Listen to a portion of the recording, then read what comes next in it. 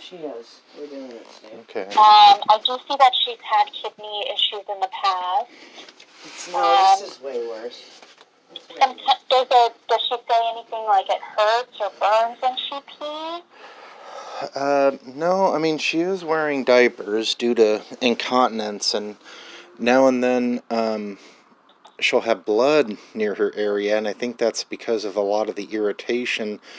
We try to change them as much as we can, but certain times I don't know that she already went in her diaper without checking it after 2 hours or whatever, So I don't know if that has anything to irritate or tear. I looked, I didn't see any tears or anything like that, so I don't know. And you can try, you're absolutely right, those diapers can, even though they're made to be friendly to the skin, sometimes just over time, they can just develop a lot of irritation. So you can get some of the Desitin, that thick paste that we use for babies, and you can just put it over the areas that look the most raw. You don't have to do it every single time you change her diaper, or maybe twice a day, 3 times a day, something like that. Especially before bedtime, to keep that area soothed and keep it from getting irritated, because you're absolutely right, they can get skin breakdown and sometimes even bigger ulcers and infections and things like that. We definitely don't want her to develop something like that. All right. Now, another big concern, and it's causing a lot of stress here, because I live here with my girlfriend. We're both her caregivers. We work, side by side. It's a little bit demanding since March, since we've been kind of on a lockdown, and I'm the one that goes out and gets the supplies and stuff like that. So we've been doing very good with keeping her safe and keeping her protected. But of course she has family members. And this weekend we got my Uncle Paul, my father, both her sons coming into town from different areas. And they're bringing their granddaughters, or their daughters, her granddaughters. And one of them is flying in. I don't know where she's flying in from. I'm going to try to get to the bottom of that. So we got 6 family members, 2 driving in from Tucson, Arizona, which is a very hot plate now of the virus. And then we got 3 coming in from San Jose area, supposedly driving in, although with those cheap airfares, I wouldn't put it past them to fly in. But again, I'm hoping they drive in. But then we have a granddaughter flying in on a plane.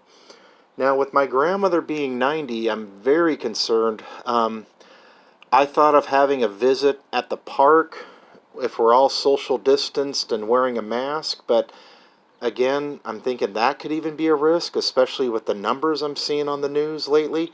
Would having them come by the house and having them visit her behind her sliding glass door be the safest way? I'm just trying to figure out what would be the safest way to have a encounter with 6 family members without exposing her to the virus, if by chance, if one of them has it. Yeah, and you're absolutely right. She's the person that if she gets it, forget it. Her chances of surviving through it are almost none, and her chances of being very, very sick and being in the hospital for, who knows how long and being on a ventilator are very high. So, yeah, I would say you're thinking exactly the right thing. She cannot have any contact with those people unless they've quarantined themselves here in San Diego separately for 14 days before they see her, and they haven't come down with any symptoms. So if they, I'm sure you've seen it on the news, the sort of drive-by visits or the visits outside the window, something like that. Those are your best bet. But they shouldn't have any contact with her. Even, I agree with you, even the sort of outside visit might be risky. So they can see her, they can be outside the house. I like your idea of the sliding glass door. She's safe inside. They're all outside, but they just can't come in and have any contact with areas where she would be. So her bedroom or whatever part of the house that she resides in, the bathroom that she uses, any of those things. Because the risk to her is, it's not like you or me where we'd be sick for a couple of days and then maybe we'd get better and nothing would happen. The risks to her are very dangerous. So, yeah, no contact. Okay. Contact with those people. So you said, just to clarify, even a park-like setting, when we're all practicing social distancing with masks, that would even be a little bit risky, I would think, right? Yeah, because, there's just so many, I don't know, we've seen this so much, get-togethers where people are trying to be good, but then, everyone gets it because they're a little bit too close. It's unnatural for us as humans. We're social people. We like to be close to each other. We like to hug. We like to, touch the person's arm, especially if it's a family member we love and we haven't seen in a long time. It's hard to really just make that effort to separate yourself. And then especially for her, because she has dementia, it's not like you can explain it like you could to you or something to say, okay, these people are going to be around, but you're going to sit here in this chair and you're not going to move and you're not going to wander over and you're not going to touch those people. So that's kind of what I worry about with her. Yeah, and I know there was a talk of bringing food and having a picnic style thing, and I know they're going to be bringing gifts, but again, I'm being safe. Like, all gifts are going to be put on a table and I'll clean it and give it to her after a good time. And then as far as food items and stuff go, that's, she's well fed here that I take care of her. It's just, I know these family members need to know that these are very interesting times and you have to just kind of make do with how you deal with things. So. Yeah, and, feel free to blame it on us. Say, hey, I talked to the doctors and they said none of this stuff is okay. Right. Okay. But I agree with you. If she gets some gifts, then, put them away for at least 3 days. They say the virus doesn't live anything past that. So 3 days, don't touch them, and then wipe them down for her. Or, unwrap them for her, and then she can take out whatever's in there. Okay.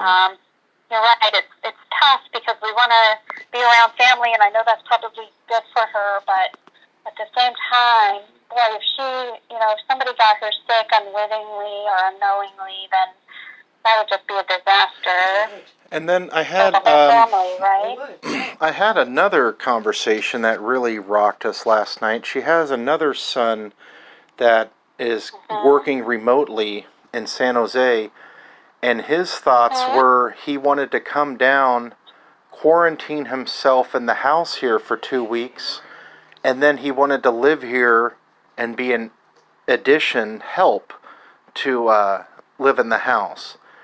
Oh man, if there's one last thing I want to deal with is having another person quarantine themselves here while I'm working with my grandmother. So what would be the risk on that? I mean, the same risk. So he'd have to quarantine himself somewhere else, and then make sure that somewhere isn't somewhere where he can, so not at another family member's house or something. But that just seems really risky too, especially if it sounds to me like you and your girlfriend have a good handle on things.